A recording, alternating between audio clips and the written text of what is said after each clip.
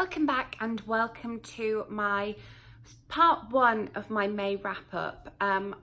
For the last week in May and the first week in June, I won't be at home. I'm going to be at BookCon and I'm tagging on some vacation onto that. So this marks the start also of About a Books week. So I thought I would, since it's already the 13th of May, I would cut off my May reading here and do part one wrap up for you, especially since I have already read 8 books. So we're at the 13th of May as I'm filming this. I've read 8 books. This is the start About Books week, so I know I'm going to be reading some more books. So May wrap up part one, here we go. So the first book I read in May was on my May TBR. Yay! Don't you love it when they're actually on your TBR? And this was Jack of Hearts and Other Parts by Elsie Rosen, which was a bit of an impulse buy when I was back in the UK. I had seen it on Instagram, but I didn't know anything about it.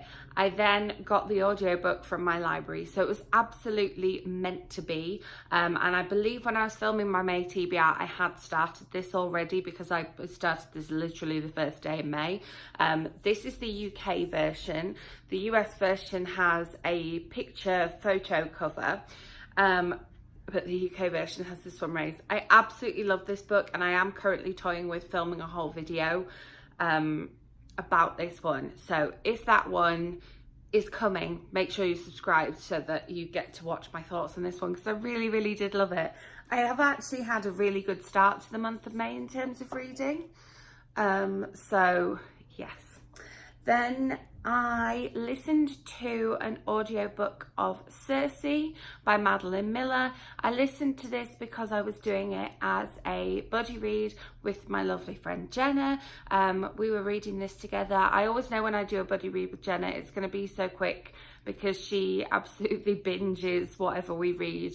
I start off a little bit ahead and then I wake up the next day and she's like, yeah, finished.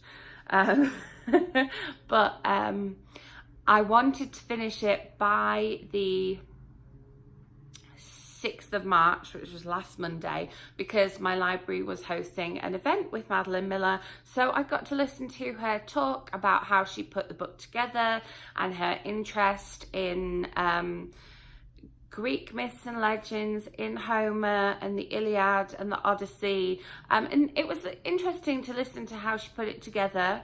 I definitely picked up on some stuff that I missed whilst reading the book. I think because the book wasn't holding my attention so much, I did miss out on some key details. When I was discussing it with Jenna, she was like, well, what about this? And I was like, oh, I kind of missed that. But I think, yeah, it's just because it wasn't my thing. I mean, going into it, I kind of knew that it wasn't going to be my thing, but everyone had read it and everyone had loved it, and it seemed meant to be because she was coming to speak at a library event. It was still interesting going to the event. I'm glad I've read the book, but it wasn't for me. Then I finally finished reading Poppy's Recipe for Life, which at the end of April, I was about halfway through. And I finally sat down and read the last chunk of it this weekend. It was lovely to be back in Nightingale Square. Heidi Swain wrote Sweet Peas and something in Sunshine and Sweet Peas in Nightingale Square last year. Yeah, I feel like it was last year, which was the first in a new setting for her, but still pulled in a couple of people from her Windbridge locations, which was really cool. So it was nice to revisit some of those characters again, and nice to revisit a location which is kind of new to me, but is still somewhat familiar. And this book deals with a lot more themes than you would expect going into it. There are, we follow Poppy, titular character there, and her brother Rayne is another big character in this book. Rayne is 16 and has to face things that a lot of teenagers also have to face, and deals with it the way a lot of teenagers do.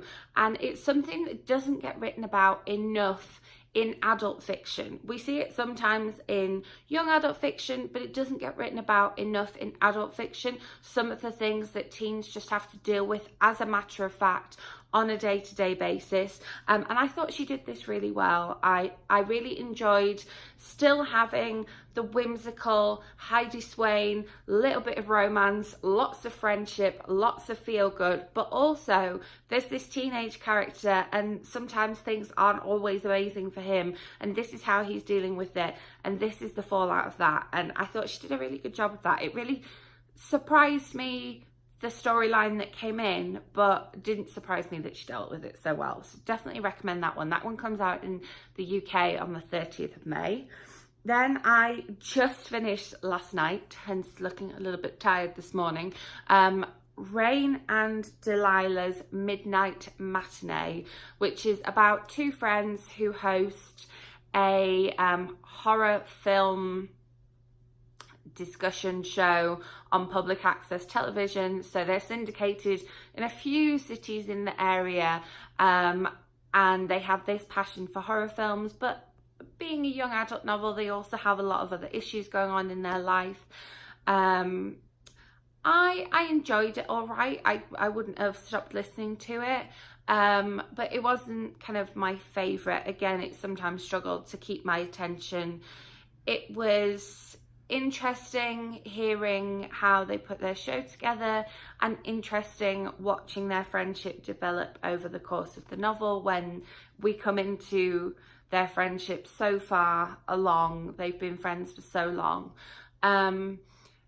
I found it difficult to keep the character names straight because Rayne and Delilah are their stage names, but their real names are quite close to that. They haven't changed them much.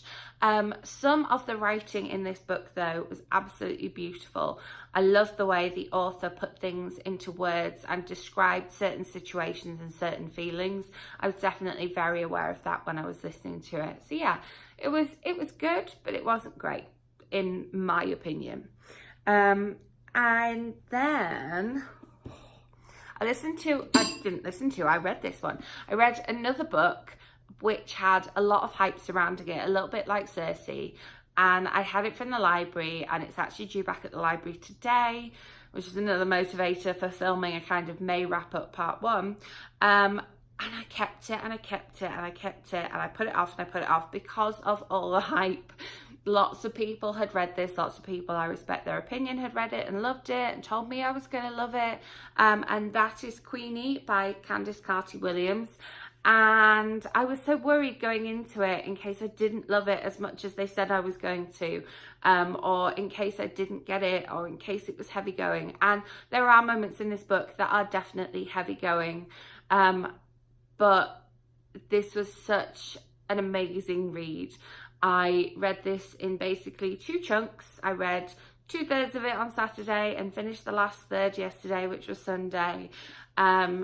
This is, I mean, it says it's Bridget Jones' Diary meets Americana, in this disarmingly honest, boldly political and truly inclusive novel that will speak to anyone who has gone looking for love and found something very different in its place. What it doesn't mention is how well this book also deals with systematic racism and mental health, like 2 massively, you know, prominent things right now, as there should be. But yeah, this book deals so well with those 2 things, as well as everything that it mentioned at the beginning there. I don't want to give too much away. I think I am going to film a video on this one, so keep an eye out for that one. Make sure you're subscribed. It will come to you. And then so far this month, I have listened to 3 iHeart novels. I have listened to iHeart Hollywood, iHeart Vegas, and iHeart London by Lindsey Kelk. We catch up. London is where I start having them all. So if you know your Lindsey Kelk iHeart series, you will know that that means I have 3 left to read, and the last one of those being the last one, iHeart Hawaii. All of these were on my TBR as well, and I so enjoyed rereading this series, ready for iHeart Hawaii coming out. I am probably going to be jumping into I Heart Christmas next, which will be a bit odd since it's turned really warm here now. But I think last time I reread I Heart Christmas, it was really hot as well, so it's fine. I'm just loving it, and it kind of brought home the fact that I absolutely loved I Heart Vegas. I always thought that that was my favourite one, maybe I Heart New York, and I am listening to these on audiobook.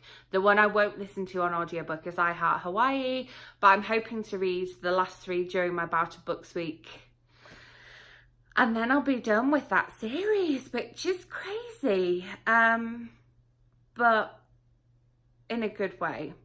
Yeah, I just love my reread of these, and I really recommend the audiobooks. The narrator does a great job, and they've kept the same narrator for all of the series, which is really good for me, because I've got that thing where Lindsey Kelk's About a Girl series, there are 3 books in that series, and I read the first one on audio and then tried to read the next one as a NetGalley copy, and I couldn't, because I was so used to hearing these characters with that narrator's voice, and so I had to wait and pre-order the audiobook and listen to it on publication day.